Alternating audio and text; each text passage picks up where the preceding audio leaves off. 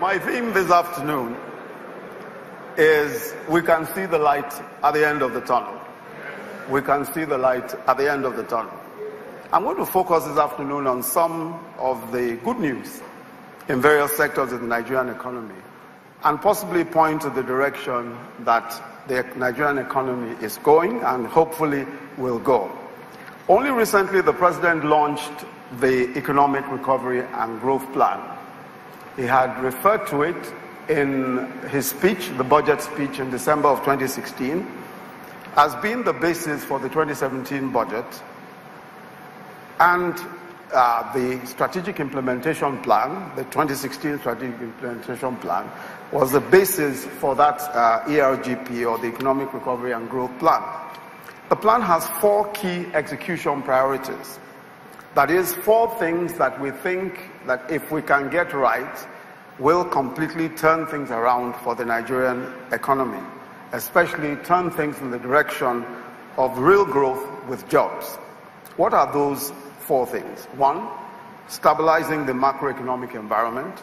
2, delivering agricultural and food security. 3, energy sufficiency, that is, adequacy of power and petroleum products. And then improving transportation infrastructure, driving through industrialization, through small and medium-scale enterprises, and of course delivering an effective social investment program. That's just an addition. So we think that these 4 things, plus a social investment program, are absolutely important to do the trick. Let me just tell you some of the good news in some of these areas. Take agriculture. As part of our plan to fully implement the diversification of our economy, we expected at least 3 major results. The first is that we would not have to depend on one source of revenue. In the past few years, we depended solely on oil revenues, but most of the revenues from oil was used to import items which we could either make or grow. Food and refined petroleum products consume most of our foreign exchange. So when in 2016 oil price crashed, and in our case we lost almost 60% of production because of the militants in the Niger Delta, we were hit by a triple crisis, or perhaps just a multiple crisis. First, exchange rate went up. Also, the price of imported food, and a lot of our food is also imported. Many factories could not access foreign exchange, so that meant higher prices of their products, and in some cases shutdowns and loss of jobs. So for us, focusing on agriculture was key. And there are 2 good reasons. Agriculture and the whole agro-allied value chain is clearly the fastest way of creating jobs and lifting millions out of poverty. The majority of Nigerians are actually poor subsistence farmers. And we decided that to move them out of poverty, if you provided the right inputs, especially seedlings and fertilizer, equipment also, they could actually multiply their yield and make more money. So through the CBN's Anchor Borrowers Program, we were able to provide financing for almost 200,000 farmers in the first place. And in almost all of the cases, local production has almost tripled. We are now producing close to 4 million tons of rice. We were importing about 580 tons in 2015. But by 2016, we're importing about 10% of that, just about 58,000 tons. A major problem before now was being able to mill paddy, being able to mill the rice. And of course, there were very few mills, but now there are some private sector initiatives. There's a major one, which will come up by the end of the year, to mill about 1 million tons, 10 different plants. And the government itself is providing, through cooperatives, about 200 mills of various sizes. And this, of course, as I said, will be used by the cooperatives. Now, if all goes well, we should be producing all of our own rice by the end of 2018. And if we're able to do so, it means that a substantial part of the foreign exchange that we spend now importing rice will be saved. Now, how did this happen? How did this what happened to make this change? Improved rice seedlings was a particularly important thing.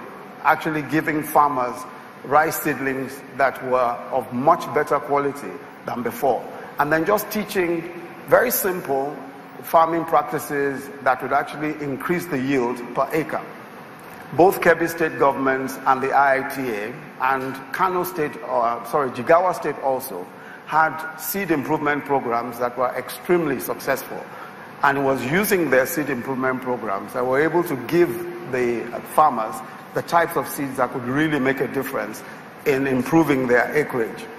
Also, using our disaggregated soil maps. Before now, we assumed that we could just use the same fertilizer in every state for every type of soil. But the Ministry of Agriculture developed a soil map which showed that in different states and in different places, soil content is actually so different that you need different formulations of NPK or different formulations of fertilizer. And using that and applying the right type of fertilizers in different states, we're able to actually increase hectarage. So we have from 2 tons per hectare, which is the average that we used to produce, we are now doing 4.5 to 5 tons per hectare, and in some states 9 tons per hectare. So just improving farming practices, ensuring that we're able to get fertilizer, the right type of fertilizer to the places that they're going, and of course improve seedlings, we're able to do a lot more, and especially moving lots of farmers out of poverty. Because as I said earlier, most farmers, of course, just barely survive. Now, what we've also tried to do, especially in the area of wheat, is that we're trying to be self-sufficient in wheat production as well. Now, that hasn't been as successful as rice. The target is 2.5 million metric tons of wheat, but now we're doing 300,000. Now, we can do a lot better with improved seedlings again, improved wheat seedlings again, and we're working on developing the right type of seedlings and also importing the right type of seedlings for wheat production. But we think that we can hit our target of 2.5 million in another 18 months, assuming that we get the right seedlings. Sorghum, we are number 2 in the world today. We're the number 2 country producing sorghum. Maize is one where we would have done much, much better.